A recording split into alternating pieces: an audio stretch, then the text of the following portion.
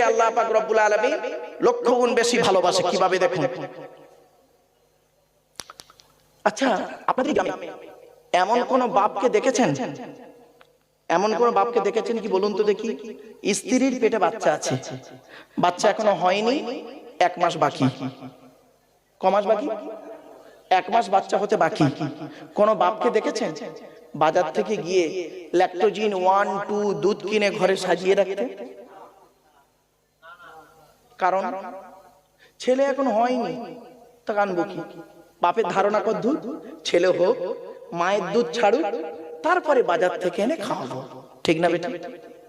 আল্লাহ বলে আব্দুল্লাহ গিরে মারুক, এই আব্দুল্লাহ গিরে মারুক, তুই যখন তোর মায়ের পেটের ভিতরে ছিলিস, তোর বাপের বিশ্বাসটাই ছিল না ছেলে হবে কি মরবে কি বাঁচবে, সেজন্য তোর বাপ তোর জন্য আগে থেকে দুধ কিনে ঘরে সাজিয়ে রাখেনি। আমি আল্লাহ তোর বাপের মতো ওই রকম ভালোবাসি না। আমি আল্লাহ জানতাম রে, তুই যখন তোর মায়ের পেটের ভিতরে ছিলিস, আমি আল্লাহ জানতাম রে 10 মাস 10 দিন পরে পৃথিবীর মুখ যখন দেখবি, তোর নাভির সঙ্গে মায়ের নাভিটা কেটে দেওয়া হবে, দুধের প্রয়োজন হবে। তাই আমি আল্লাহ করেছি কি, তুই যখন তোর মায়ের পেটের ভিতরে ছিলিস, তোর মায়ের শরীরের 80 ফোঁটা রক্তকে ফিল্টার করি তুই আসার আগেই তোর জন্য তোর মায়ের স্তনের মোটাই দুধ আমি আল্লাহ আগেই পাঠিয়ে দিয়েছি। বন্ধুরে, মা কি জিনিস, বাপ কি জিনিস। জীবনে কোনোদিনই বুড়ো বুড়ি বাম্মাকে কাঁদায়ও না, কোনোদিন বাম্মাকে কাঁদায়ও না বাপ। যাদের বাড়িতে বুড়ো বুড়ি বাম্মা বেঁচে আছে, তাদের বাড়িতে আল্লাহর রহমত ঝুরি ঝরে পড়বে। আল্লাহর নবীদের পরই স্থান হলো বাপ আর মায়ের। আল্লাহর নবীদের পরই স্থান হলো বাপ আর মায়ের। অনুরোধ করে বলে যাচ্ছে, আল্লাহর কোরআনে আছে গো বাপ। আমি দলিলগুলো দিচ্ছি, কোথায় কোথায় বাম্মার সেবা করতে হবে কোরআনে লেখা আছে শুনুন। আপনারা গুনতে শুরু করুন আর আমি বলতে শুরু করি। 1 নম্বর পারার 11 নম্বর পৃষ্ঠা 12 নম্বর লাইন, সূরার নাম সূরা বাকারা, ওয়াবিল ওয়ালিদাইনি ইহসানা, বাম্মার সেবা যত্ন করো। 2 নম্বর পারা 12 নম্বর পৃষ্ঠা 13 নম্বর লাইন, সূরার নাম সূরা বাকারা, ইয়াসআলুনাকা মাযা ইউনফিকুন কুল মা আনফাকতুম মিন খায়রিন ফালিল ওয়ালিদাইনি ওয়াল আকরাবিন।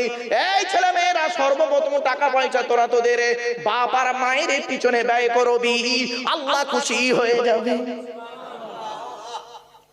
আর ছেলে মাছের মাইনে পেয়ে ছেলে মানা না বউ না হুজুরের হাতে দিচ্ছে। হুজুর কোথাকারে, চাতুর কলঙ্ক ভণ্ড কোথাকারে, তুই তোর পিসাব কাকে খাওয়াচ্ছিস? যত সব মূর্খের মতো কাজ। তোর জন্মদাতা বাপকে আগে কোরআন বলছে। আচ্ছা, আগে কোরআন না আগে পিসাবের কথা? বলো বলো বলো। আল্লাহর কোরআনকে অস্বীকার করে। কোরআন বলছে ইয়াসআলুনাকা মাযা ইউনফিকুন। নবীর কাছে কিছু সাহাবী এসে বলছে, তাহলে আপনাদের বড়ি ঘটনাটা বলবো? হাতে সময় আছে বাবা? চলেন। আল্লাহর নবী, 1 মিনিট প্লিজ অ্যাটেনশন, চুপ করে খালি শুনে যান আপনারা। আল্লাহর নবী বসে আছেন সাহাবীদের নিয়ে। এমন সময় নবীর কাছে আসছেন একজন ব্যক্তি, এলাকার সবথেকে ধনী মানুষ। এলাকার, শুনেন বাবা, শুনে নিন, এলাকার সবথেকে ধনী মানুষ লোকটা আসছে নবীজির সঙ্গে দেখা করতে। সাহাবীটার নাম কি শুনে নিন। 1 মিনিট বাবা, সাহাবীটার নাম শুনুন, আমর জামু। কি বললাম বাবা? নামটা একটু বলেন, উচ্চারণ করে। আমর জামু। আমর জামু রাদিয়াল্লাহু তাআলা, এলাকার সবথেকে ধনী লোক আসছে নবীজির কাছে আসছে। নবীজির পাশে সাহাবীরা সব বসে আছে। তো একজন সাহাবী বলছে, ইয়া রাসূলুল্লাহ, এলাকার সবথেকে ধনী লোকটা আসছে আপনার কাছে। এলাকার সবথেকে ধনী লোকটা আসছে, আমর জামু। তা নবীজি বলছে, আচ্ছা বাবা আসতে দাও। এলো, আসার পরে সালাম করলো। নবীজি সালামের জবাব দিলেন। নবীজি বললেন, তাফাদ্দাল ইজলিস ফি হাযাল মাকান, বস। তার সাহাবীটা বসে আছে। কিছুক্ষণ পরে ওই সাহাবীটা নবীকে প্রশ্ন করছে, ইয়া রাসূলুল্লাহ, আমার একটা প্রশ্ন ছিল। বলো না, বলো বলো। তো বলছে, ইয়া রাসূলুল্লাহ, আল্লাহ আমার অনেক অর্থ দিয়েছে, টাকা পয়সা দিয়েছে। তা টাকা পয়সাগুলো কোথায় ব্যয় করে গেলে কিয়ামতের মাঠে একটু নাজাত পাবো, আপনি বলে দিন, আমি টাকা পয়সা সেখানেই দান করে চলে যাব। আচ্ছা, প্রশ্নটা আপনারা বুঝতে পেরেছেন? বুঝতে পেরেছেন? ব্যাস, উনি প্রশ্নটা করে বসে আছেন। কিছুক্ষণ পরে জিবরাইল এলেন। জিবরাইল এলেন, এসে এই আয়াতটা তখন নাজিল হলো। এই আয়াতটা নাজিল হলো। এই জন্য আপনাদের বলি বাবা, কোরআনের তাফসীর শুনতে গেলে যিনি কোরআনের তাফসীর করবেন তার 25 রকমের জ্ঞান থাকতে হবে, তবে সেই লোকটা কোরআনের তাফসীর করার যোগ্যতা রাখে। বাপেরা, অনুরোধ করে বলি বাপ, চলেন কোরআনের আলোচনা কি। আচ্ছা, কোরআনের পরিচয় তো আপনাদের দেওয়া হলো নি, কোরআনের পরিচয় দিইনি, নবীর পরিচয় দিইনি আপনাদের, তো যাই হোক একটু পরে দিচ্ছি। আচ্ছা, কোরআনের পরিচয়টা দিয়ে দিই।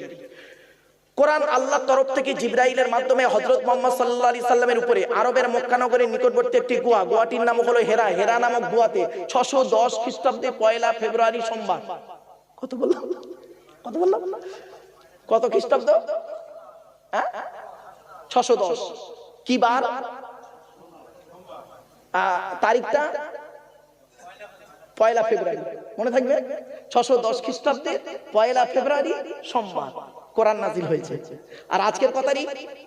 2025 খ্রিস্টাব্দ আর 25শে জানুয়ারি, নাকি বাপ? 25শে জানুয়ারি কি বার? শনিবার। আজ বাড়িতে গিয়ে মাইনাস প্লাস করবেন। 2025 25শে জানুয়ারি শনিবার, আর ওটা লিখবেন 610 খ্রিস্টাব্দের 1 ফেব্রুয়ারি সোমবার। কবে কোরআন নাজিল হয়েছে একদম তারিখ, সাল, বার সব বলে দিলাম। চলো চলো, কোরআনের প্রথম আয়াত হলো ইকরা, রিড, পড়ো পড়ো পড়ো। কোরআনে 82 জায়গায় আছে নামাজের কথা, আর 92 জায়গায় আছে লেখাপড়ার কথা।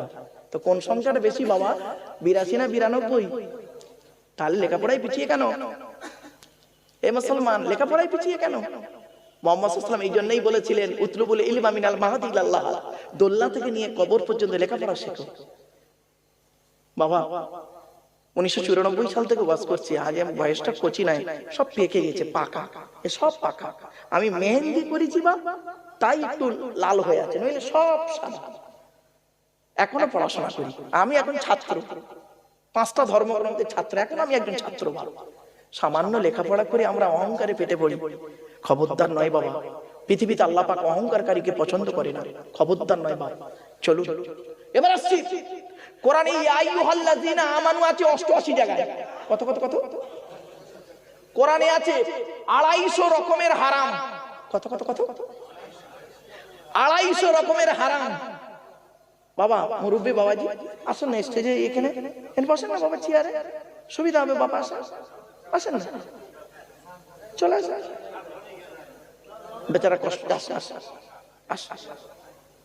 বাবা, যদি কারোর অসুবিধা হয় চেয়ারে অনেক চেয়ার আছে, বাবা স্টেজে চলে আসেন।